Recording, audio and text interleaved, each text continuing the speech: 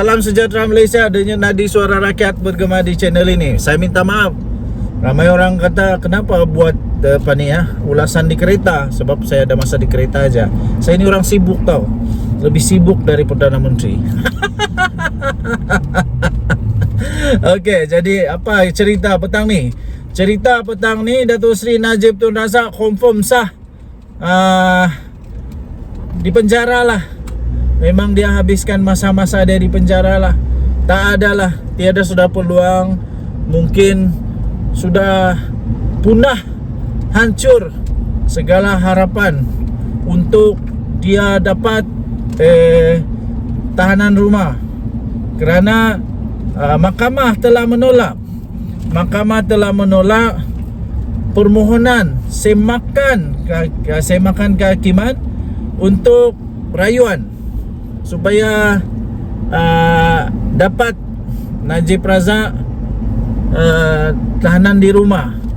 Tapi nampaknya telah ditolak oleh mahkamah. Minta maaf lah Encik, minta maaf lah Encik, puan, nenek, aki, uncle, aunty, minta maaf.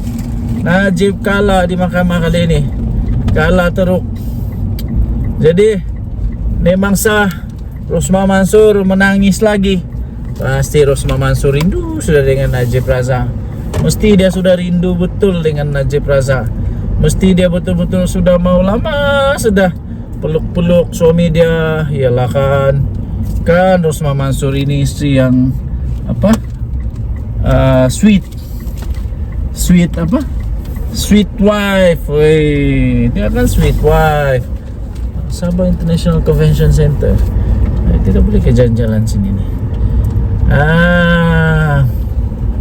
Jadi nampaknya Najib Razak tidak ada lagi peluang untuk dipenjara di rumah.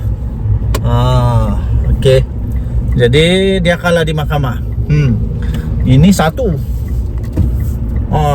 Yang lagi satu, nampaknya Najib Razak bakal pula sudah jatuh di timpa tangga rasanya lah. Sebab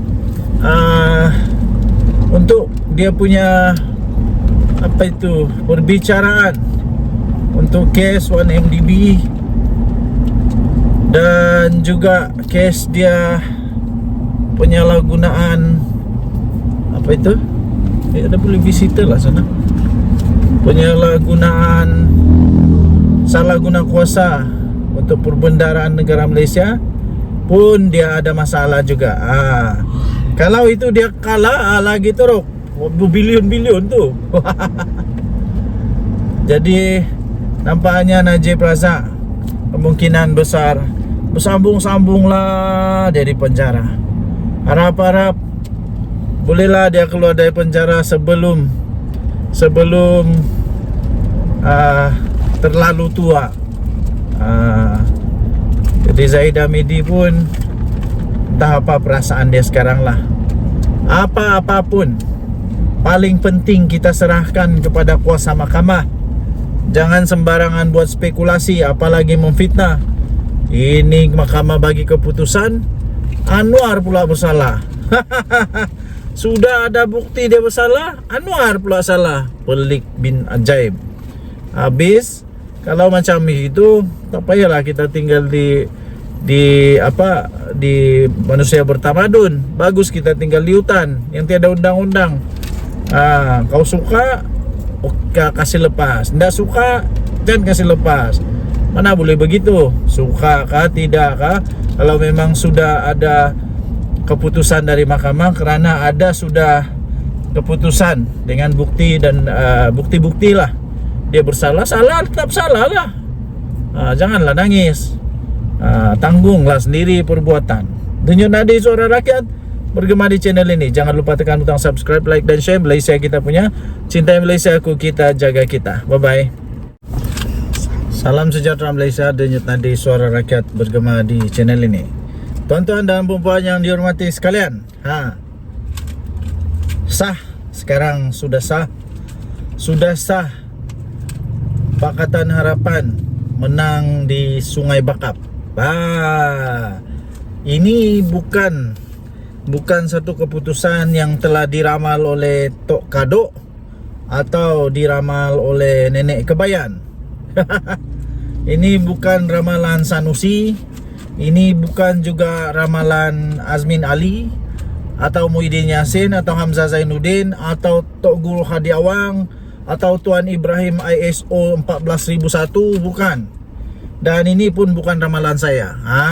Ini adalah satu kajian terperinci yang telah dibuat oleh Institut Darul Ihsan.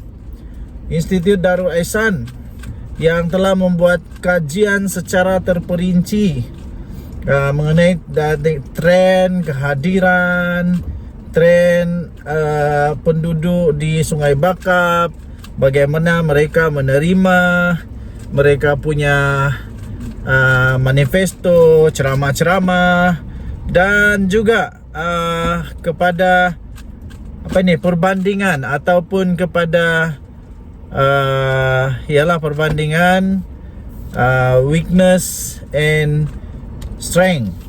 Itu SWOT, strength, weakness, lepas tu opportunity dengan threat.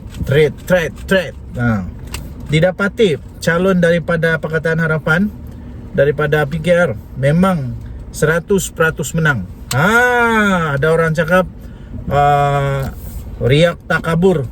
Bukan saya yang cakap, ini bukan saya, ini Institut Darul Ihsan yang cakap. Institut Darul Ihsan, kerana kajian telah dibuat. Dan kajian ini bukan kajian yang seperti dibuat oleh PAS, yang mana kata calon mereka sudah dikaji sejak sekian lama, paling sesuai. Yang saya pun tidak tahu macam mana orang boleh kata dia paling sesuai untuk lawan seorang calon daripada PKR yang ada PhD.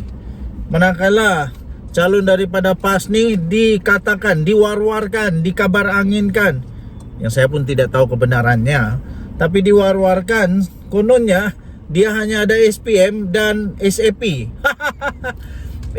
SPM dan SAP. SPM dan SAP.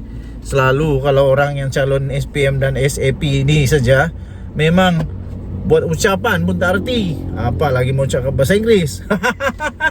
Tapi tidak pastilah kan, kadang-kadang ada orang yang pandai juga walaupun SPM saja. Tapi itu pun tidak pasti dia betul-betul ada SPM kah, atau lebih dari SPM kah, atau PMR saja kah, atau apakah. Tapi yang paling lucu, dia masih kerja di satu kilang yang mana kilang itu sudah ditutup selama 2 tahun. Walaupun sudah kilang ditutup 2 tahun, dia masih kerja. Itulah yang menjadi lucu dan lawak jenaka tu. Kemudian dia pun kena bagi ISO 14001, iaitu satu pengiktirafan untuk kilang. Hebat juga Tuan Ibrahim Tuan Man ini bagi pengiktirafan, iktiraf kepada seorang manusia menjadi seorang kilang. Seorang kilang, sebuah sebiji sehelai, sekeping kilang. Okay, so itulah tuan-tuan dan puan, apa pendapat anda pula? Adakah anda rasa ini satu takabur, satu yang bongkak, sombong, angkuh, terlalu overconfident daripada IDE, Institut Darul Ihsan, yang menyatakan bahawa PHBN Pakatan Harapan menang bergaya. Janganlah marah, janganlah koyak, janganlah. Nanti sekarang hari Rabu, 3 hari lagi akan menentukan sama ada sekali lagi PAS menang ataupun kali ini mereka terciduk pula oleh PKR. Okay, Denyut Nadi Suara Rakyat bergema di channel ini. Jangan lupa untuk tekan butang subscribe, like dan share. Tinggalkan komen anda, sama ada komen manis-manis kah, pahit-pahit, masam-masam, geram-geram, apa sajalah, tinggalkan. Betul-betul lah menghairankan satu Malaysia. Selamat pagi tuan-tuan dan puan yang dihormati sekalian. Denyut Nadi Suara Rakyat bergema di channel ini. Okey, antara yang membuat saya terkejut sepanjang video saya kemarin, beberapa hari ini, video-video saya yang banyak view adalah apabila saya kasih tajuk ada musibah Anwar kena lepas tu Anwar tumbang, lepas tu Kerajaan Perikatan Nasional ambil alih kerajaan, lepas tu Muhyiddin Yassin angkat sumpah.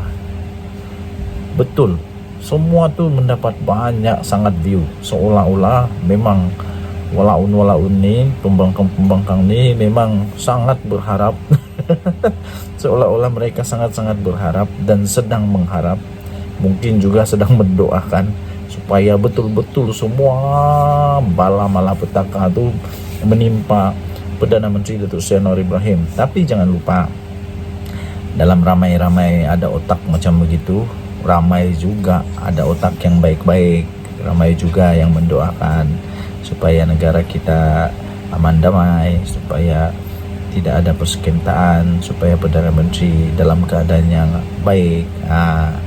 Jadi semua itu hanya jadi impian omong kosong walaun. Dan salah satu yang mendapat perhatian saya sebenarnya adalah tentang bagaimana Datuk Seri Anwar Ibrahim mengecam, membidas politik kebencian yang ditaburkan oleh pembangkang.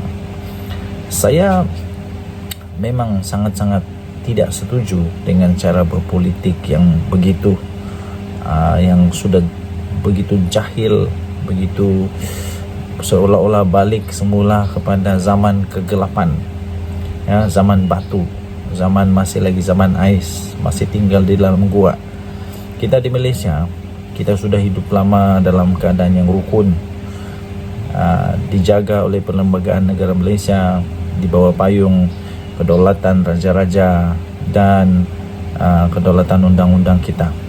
Kita menjaga semua perpaduan dengan baik. Kenapa hanya dengan politik kita sanggup pula untuk berpecah belah, ditabur pula kebencian? Jadi ini saya tidak setuju langsung. Kalau mau main politik, mainlah yang betul-betul punya politik. Kasih tunjuk apa yang kamu ada, apa yang kamu boleh buat untuk negara, apa yang kamu boleh buat untuk memajukan negara bangsa Malaysia ni. Bukannya memburuk-burukkan orang, memburuk-burukkan kaum, agama, bangsa orang lain. Ya, tidak. Bukannya mau memijak-mijak, bukan. Dan jauh sekali. Minta maaf, saya paling tidak suka kalau ada orang politik yang cuba untuk main-main politik dengan agama, dengan bangsa. Aduh, cukuplah resis tu, tak payahlah resis, ya. Nah, kalau mau berpolitik, berkempen lah macam mana boleh majukan bangsa sendiri, bukan macam mana supaya kalahan bangsa orang. Bukan. Okey, jadi ramai juga yang orang mau Datuk Seri Anwar Ibrahim ni jatuh atau sungkur di tanah, ya. Tapi semua itu tidak akan berlaku. Minta maaf tuan-tuan dan puan-puan, tidak akan berlaku, ya. Paling seronok ada komen bilang ya, Muhyiddin akan angkat sumpah di mana? Di dalam tandas di Istana Budaya. Dengan nadi suara rakyat bergema di channel ini. Jangan lupa tekan butang subscribe, like dan share. Bye-bye. Saya harus ketawa dulu. Nampaknya semakin mereka menggelupur, semakin ketaralah kesilapan, kesalahan dan ketakutan mereka untuk kalah teruk. Ada desas-desus yang dikatakan bahwa pas calonkan Abidin ini sebagai satu kesilapan besar memilih calon. Lepas tu Sanusi bukan main lagi backup calonnya ini. Nah, kali ini pas sekali lagi muncul backup, muncul payung pas calon mereka ini. Tapi itulah saya kata, makin mereka menggelupur, makin mereka cuba untuk menutup, makin ketara kesilapan, kesalahan, dan entah, mungkin mereka sekarang sebenarnya sudah menyesal pas calonkan Abidin di Sungai Bakar berdasarkan kajian. Kata laporan ini, betulkah? Kalau berdasarkan kajian, pasti kamu sedar bahwa yang dia lawan itu bukan calang-calang. Walaupun berdepan pada tomahan, dan kritikan pihak lawan susulan calon yang dipilih oleh PAS Pulau Pinang menegaskan mereka tidak membuat pilihan yang salah dengan mempertaruhkan Abidin Ismail. Macam mana pun diorang cakap tak salah, bagi saya salah besar. Sebab walaupun mereka kata sudah buat kajian, saya kata tak pernah buat kajian. Kalau mereka tahu calon ini bakal berlawan dengan siapa, pasti mereka akan letak yang lebih baik.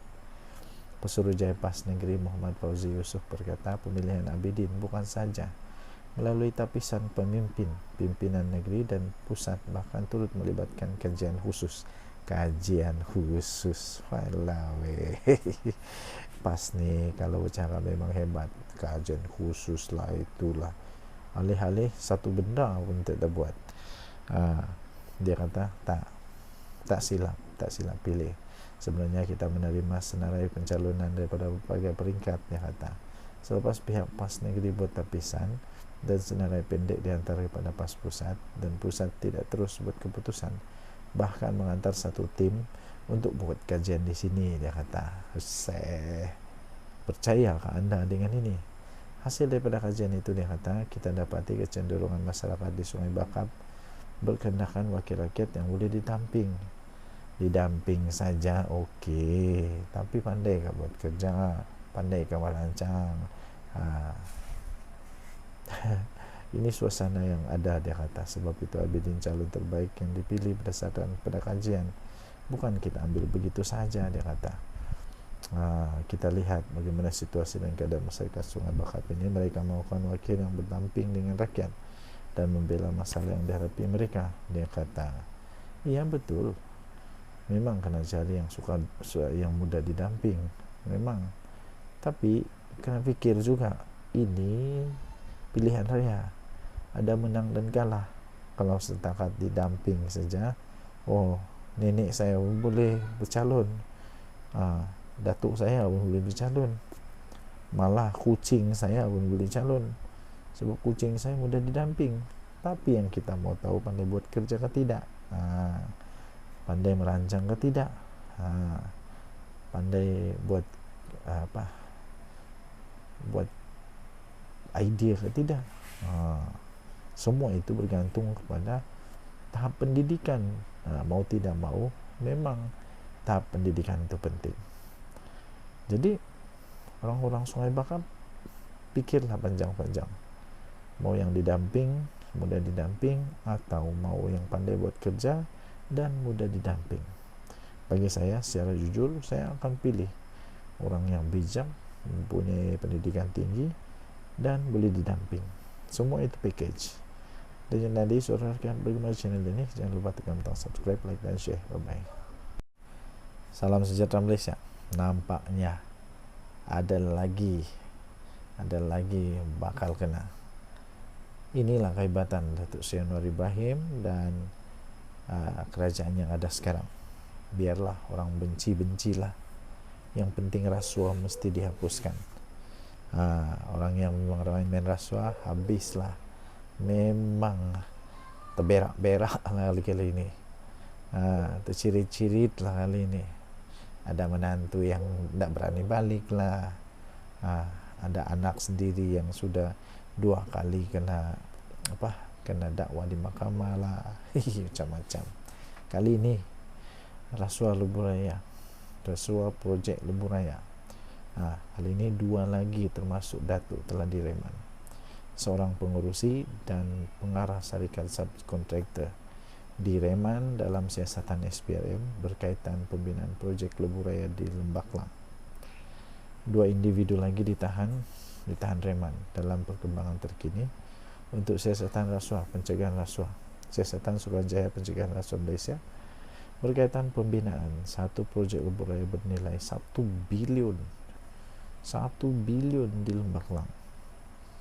Menurut sumber, seorang pengurusi dan seorang pengarah untuk satu syarikat subkontraktor ditahan semalam ketika hadir memberi keterangan di Ibu Pejabat SPRM. Katanya pengurusi terbabit yang bergelar datuk, sudah kaya raya pun masih lagi perlu makan rasuah kah? Datuk itu direman 5 hari sehingga 6 Julai. Manakala seorang pengarah syarikat direman 3 hari sehingga 4 Julai. Selepas perintah dikeluarkan oleh Mahkamah Magistrate Putrajaya pada hari ini. Kedua-dua suspek itu disyaki telah memberi rasuah. Disyaki, memberi bukan menerima. Kedua-dua suspek itu disyaki telah memberi rasuah RM200,000 kepada pegawai-pegawai dalam badan berkanun sebagai balasan bagi mendapatkan kerja projek pembinaan lebuh raya yang sebelum ini dijalankan oleh satu syarikat yang lain menurut sumber. Mereka juga dipercayai turut memberi rasuah kepada pegawai-pegawai di sebuah syarikat konsesi lebuh raya untuk tujuan yang sama. Pengarah kanan bahagian siasatan SPRM Hishamuddin Hasin ketika dihubungi mengesahkan tangkapan tersebut, dan siasatan itu dijalankan di bawah Section 16(B)(E) Akta SPRM. Dalam pada itu beliau mengesahkan semua suspek yang ditahan reman sebelum ini dilepaskan selepas tamat tempo reman, termasuk Ketua Pegawai Eksekutif CEO Syarikat Konsesi Lebuh Raya pada Isnin dengan jaminan RM150,000. Terdahulu 9 individu termasuk seorang CEO bergelar Datuk dan 2 pengurusan tertinggi Syarikat Konsesi Lebuh Raya ditahan dalam siasatan badan anti rasuah itu. Badan muka kepada yang makan rasuah. Harap-harap lepas ni ramai lagi jerung-jerung yang sudah jadi kaya raya, sudah jadi besar perut kerana makan rasuah ditangkap. Ini perlu dihentikan. Apa komen anda? Adakah anda setuju dengan saya? Akan ramai lagi yang akan ditangkap? Kita tunggu saja nanti. Denyut nadi suara rakyat bergema di channel ini. Jangan lupa untuk tekan butang subscribe, like dan share. Malaysia kita punya, cinta Malaysia ku, kita jaga kita. Kita jumpa lagi, bye bye. Salam sejahtera Malaysia. Nampaknya ada lagi bakal kena. Inilah kehebatan Datuk Seri Anwar Ibrahim dan kerajaan yang ada sekarang. Biarlah orang benci-bencilah, yang penting rasuah mesti dihapuskan. Orang yang memang main rasuah habislah, memang terberak-berak lah kali ini, tercirit-cirit lah kali ini. Ada menantu yang tidak berani balik lah, ada anak sendiri yang sudah 2 kali kena dakwah di mahkamah lah. Macam-macam. Kali ini rasuah lebuh raya, rasuah projek lebuh raya. Kali ini 2 lagi termasuk Datuk telah direman. Seorang pengurusi dan pengarah syarikat subkontraktor direman dalam siasatan SPRM berkaitan pembinaan projek lebuh raya di Lembah Kelang. 2 individu lagi ditahan reman dalam perkembangan terkini untuk siasatan rasuah pencegahan rasuah, siasatan Suruhanjaya Pencegahan Rasuah Malaysia berkaitan pembinaan satu projek lebuh raya bernilai 1 bilion di Lembah Kelang. Menurut sumber, seorang pengurusi dan seorang pengarah untuk satu syarikat subkontraktor ditahan semalam ketika hadir memberi keterangan di ibu pejabat SPRM. Katanya pengurusi terbabit yang bergelar Datuk, sudah kaya raya pun masih lagi perlu makan rasuah kah? Datuk itu direman 5 hari sehingga 6 Julai. Manakala seorang pengarah syarikat direman 3 hari sehingga 4 Julai. Selepas perintah dikeluarkan oleh Mahkamah Magistrate Putrajaya pada hari ini. Kedua-dua suspek itu disyaki telah memberi rasuah. Disyaki, memberi bukan menerima. Kedua-dua suspek itu disyaki telah memberi rasuah RM200,000 kepada pegawai-pegawai dalam badan berkanun sebagai balasan bagi mendapatkan kerja projek pembinaan lebuh raya yang sebelum ini dijalankan oleh satu syarikat yang lain menurut sumber. Mereka juga dipercayai turut memberi rasuah kepada pegawai-pegawai di sebuah syarikat konsesi lebuh raya untuk tujuan yang sama. Pengarah kanan bahagian siasatan SPRM Hishamuddin Hasin ketika dihubungi mengesahkan tangkapan tersebut. Dan siasatan itu dijalankan di bawah Section 16(b) Akta SPRM. Dalam pada itu beliau mengesahkan semua suspek yang ditahan reman sebelum ini dilepaskan selepas tamat tempo reman, termasuk Ketua Pegawai Eksekutif CEO Syarikat Konsesi Lebuh Raya pada Isnin dengan jaminan Rp150.000. Terdahulu 9 individu termasuk seorang CEO bergelar Datuk dan 2 pengurusan tertinggi Syarikat Konsesi Lebuh Raya ditahan dalam siasatan badan anti rasuah itu. Badan muka kepada yang makan rasuah. Harap-harap lepas ni ramai lagi jerung-jerung yang sudah jadi kaya raya, sudah jadi besar perut kerana makan rasuah ditangkap. Ini perlu dihentikan.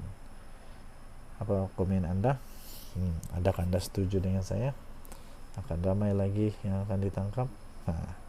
Kita tunggu saja nanti. Denyut nadi suara rakyat bergema di channel ini. Jangan lupa untuk tekan butang subscribe, like dan share. Malaysia kita punya, cinta Malaysia aku. Kita jaga kita. Kita jumpa lagi. Bye bye. Salam sejahtera Malaysia. Aduh, ada satu lagi soalan dari saya. Betulkah PAS ni, Perikatan Nasional ni bersatu ni, kalau main politik saja mesti timbul politik kebencian. Betulkah diorang suka main begitu? Kenapa suka buat politik kebencian? Kita susah-susah buat perpaduan, senang-senang dengan politik kebencian. Inilah yang telah dikecam, dibidas oleh Perdana Menteri. PM bidas politik kebencian yang dimainkan oleh pembangkang. Perdana Menteri Datuk Seri Anwar Ibrahim berkata beliau tidak terganggu dengan politik kebencian yang sedang dimainkan oleh pembangkang untuk menyerangnya. Malah beliau menyifatkan persekitaran politik negara terlalu menebal dengan kebencian, kerana apa yang dilaksanakan kerajaan ini seringkali saja dijadikan isu politik oleh pihak yang tidak bertanggungjawab. Apa saja mereka tak panggil saya, tidak ambil gaji dihina, benteras rasuah dihina, mengenai BlackRock pun mereka kata saya ejen Yahudi, baik dengan Hamas pun dihina, semua pun mau dihina. Jadi saya pun tidak faham apa diorang buat mau ni sebenarnya. Bagus sangat ke diorang? Suci kah? Lepas tu PM Anwar kata saya hanya jawab sikit-sikit, tapi seringkali saya tak peduli kerana saya fikir kita punya tugas lebih berat dan ia tidak mudah. Fakta tidak sama sekali dipedulikan, yang dilontarkan hanya kebencian. Apakah ini harus mengganggu kita? Tidak, ia tidak akan ganggu kita, katanya pagi ini di hadapan 700 orang kaki tangan warga Kementerian Keuangan. Jadi itulah, saya fikir kita harus mencontohi negara-negara yang berpolitik sehat, yang berpolitik dengan keluarkan fakta, dengan keluarkan hujah-hujah yang memang untuk memajukan negara, bukan hujah-hujah politik kebencian. Apalagi kalau menunggang-nunggang, aduh pening kepala, semua mau ditunggang. Lama-lama jadi tunggang kerbau pun jadi ni. Harap-harap semua yang suka menunggang-nunggang tu berhentilah daripada menunggang yang tak perlu ditunggang. Ini bukan mencipta satu perpaduan di Malaysia. Ini boleh menyebabkan perpecahan untuk negara Malaysia. Okey. Kita jumpa lagi. Bye bye.